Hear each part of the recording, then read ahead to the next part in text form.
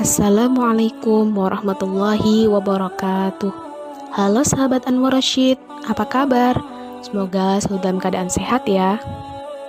Pada kesempatan kali ini kita akan kembali mengulas mengenai kisah teladan sahabat Rasulullah SAW, yaitu kisah sahabat terakhir Rasul yang bernama Abu Kilabah. Bagaimana kisahnya? Tonton terus ya. Abu Kilabah atau Abdullah bin Zaid al-Jarmi adalah salah seorang ahli ibadah dan ahli zuhud yang berasal dari Basrah. Ibnu Hibban meriwayatkan dalam kitab Ats-Tsiqat yang mana kisah ini diriwayatkan dari Abdullah bin Muhammad. Suatu ketika, Abdullah pernah berada di daerah perbatasan wilayah Arish di negeri Mesir. Kemudian ia melihat sebuah kemah kecil di tengah hamparan padang pasir. Lalu ia mendatangi kemah tersebut untuk melihat apa yang ada di dalamnya. Ternyata di dalam kemah tersebut terdapat seorang laki-laki yang sedang berbaring dengan tangan dan kakinya buntung, matanya buta, pendengarannya lemah, dan tidak ada yang tersisa selain lisannya yang berbicara. Dari lisannya, orang tersebut mengucapkan, "Ya Allah, berilah aku ilham untuk tetap mensyukuri nikmat-Mu yang telah Engkau anugerahkan kepadaku, dan Engkau sangat memuliakan aku dari ciptaan-Mu yang lain." Kemudian Abdullah memberi salam dan berkata kepada orang itu, "Wahai saudaraku, nikmat Allah mana yang engkau syukuri?" Kemudian laki-laki pemilik kemah itu menjawab, "Wahai saudara, diamlah. Demi Allah, seandainya Allah mengirim guntur padaku sehingga membakar tubuhku, atau memerintahkan gunung-gunung untuk menindihku sehingga menghancurkan tubuhku, atau memerintahkan laut untuk menenggelamkanku, atau memerintahkan bumi untuk menelanku, maka tidaklah semua itu kecuali membuatku semakin bersyukur kepada Allah, karena Ia telah memberikan kenikmatan kepadaku berupa lisan yang senantiasa berzikir dan bersyukur kepadanya. Di samping itu, aku juga memiliki anak yang soleh, yang setiap waktu sholat ia selalu menuntunku untuk berwudu, dan ia pula yang menyuapiku. Namun sudah sejak 3 hari ini dia tidak pulang. Bisakah engkau tolong carikan anakku?" tanya si pemilik kemah tersebut. Lalu Abdullah menyanggupinya dan pergi mencari anak laki-laki si pemilik kemah. Setelah beberapa saat, Abdullah mendapati jenazah yang sedang dimakan dan diterkam oleh binatang buas. Abdullah beranggapan bahwa jenazah tersebut adalah jenazah anak pemilik kemah, karena tidak ada orang lain di wilayah itu kecuali mereka berdua. Abdullah pun bingung bagaimana cara mengatakan hal ini kepada pemilik kemah. Lalu Abdullah pun kembali ke kemah dan berkata, "Wahai saudaraku, sudahkah engkau mendengar kisah tentang Nabi Ayub alaihissalam?" Laki-laki itu menjawab, "Ya, aku tahu kisahnya."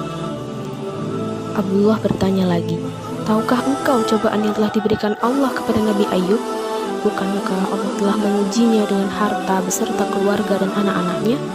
Laki-laki pemilik kemah menjawab, "Ya, aku tahu." Abdullah kembali bertanya, "Bagaimana sikap Nabi Ayub dengan cobaan tersebut?" Orang itu menjawab, "Nabi Ayub bersabar, bersyukur, dan memuji Allah." Abdullah pun bertanya lagi, "Tidak hanya itu, bahkan Nabi Ayub dijauhi oleh kerabat dan sahabat-sahabatnya. Bagaimana sikap Nabi Ayub?" Orang itu menjawab dengan jawaban yang sama. Abdullah kembali berkata, "Tidak hanya itu, Allah menjadikan Nabi Ayub sebagai bahan ejekan dan gunjingan orang-orang yang lewat di jalan. Tahukah engkau tentang hal itu?" "Ya, aku tahu," jawab laki-laki tersebut. "Bagaimana sikap Nabi Ayub?" tanya Abdullah.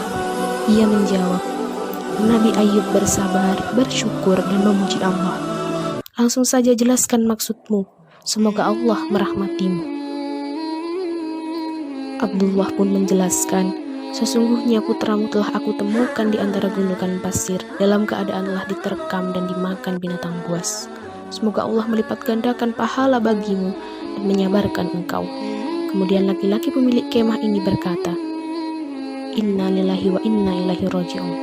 Alhamdulillah, segala puji bagi Allah yang tidak menciptakan keturunan bagiku yang bermaksiat kepada Allah, lalu ia menyiksanya dengan api neraka."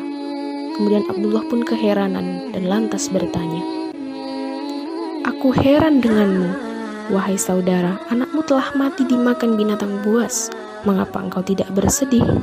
Laki-laki itu menjawab, "Ini sudah takdir Allah, dan aku bersaksi anakku adalah anak yang soleh dan berbakti kepadaku. Ia mengurus serta membantuku, dan insya Allah ia akan menjadi penghuni surga." Kemudian laki-laki pemilik kemah tersebut menarik nafas panjang, kemudian meninggal dunia.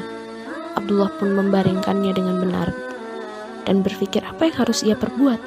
Ia sendirian dan kebingungan mengurus jenazah itu. Kemudian Abdullah menutupi tubuhnya dengan jubahnya dan beberapa saat kemudian lewat 4 orang laki-laki mengendarai kuda. Mereka melihat Abdullah lalu menghampiri seraya berkata, "Wahai saudara, apa yang terjadi?"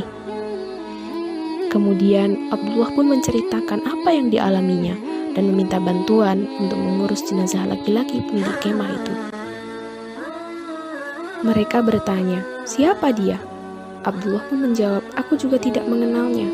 Kemudian keempat laki-laki itu meminta untuk membuka penutup wajahnya.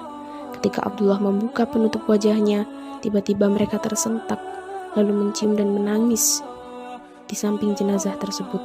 Seraya berkata, "Subhanallah, wajah yang senantiasa bersujud kepada Allah, mata yang selalu menunduk atas apa yang diharamkan Allah, tubuhnya selalu bersujud tatkala orang-orang dalam keadaan tidur." Abdullah bertanya, "Kalian mengenalnya?" Mereka bertanya balik kepada Abdullah, "Engkau tidak mengenalnya?" Abdullah pun menjawab, "Aku tidak tahu siapa laki-laki ini." Kemudian mereka berkata, "Ini adalah Abu Kilabah, sahabat terakhir Rasulullah SAW yang masih hidup, dan kini beliau telah meninggal dunia." Abu Kilabah pernah dimintai oleh khalifah untuk menjadi seorang hakim, namun ia menolak jabatan tersebut. Lalu Abdullah dan keempat laki-laki itu memandikan, mengafani, menyolati dan kemudian memakamkan beliau. Demikianlah kisah Abu Kilabah, sahabat terakhir Rasulullah SAW.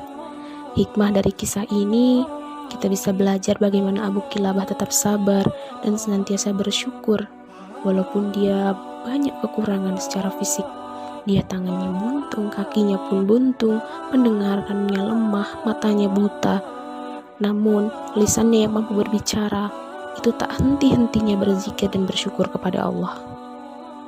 Sahabat Anwar Rashid semua, dalam hidup memang banyak ujian dan cobaan, baik itu kekurangan secara materi maupun secara fisik. Yakinlah bahwa Allah menguji kita, tidak akan melewati batas kemampuan kita, dan pasti akan ada jalan keluar. Tetaplah bersabar dan senantiasa bersyukur atas nikmat yang telah Allah anugerahkan kepada kita. Teruslah berikhtiar dan senantiasa bertawakal kepada Allah. Nah, sampai di sini dulu berkisah kita pada kesempatan kali ini ya. Semoga bermanfaat sahabat Anwar Rashid. Jangan lupa untuk like, komen, dan subscribe supaya nggak ketinggalan video baru dari kami. Terima kasih banyak. Wassalamualaikum warahmatullahi wabarakatuh.